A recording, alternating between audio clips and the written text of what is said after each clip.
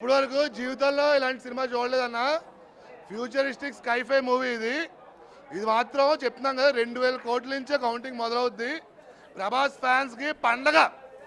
రాజ్ అంటే రెబలే, రెబల్ అంటే రాజే. అంటే ఇక్కడ సినిమా చూస్తున్నప్పుడు ఒక్కొక్కరు ఇంట్రడ్యూస్ చేస్తున్న సీన్స్ ఉన్నాయి. అటు కమల్ హాసన్ కానీ, అమితాబ్ కానీ, వీళ్ళందరూ ఎలా ఉంది అసలు, వాళ్ళని ఎలా పరిచయం చేశారు సినిమాలో? అన్న, కమల్ హాసన్ క్యారెక్టర్ అయితే ఇప్పటి వరకు ఎవ్వడూ చేయలేదు.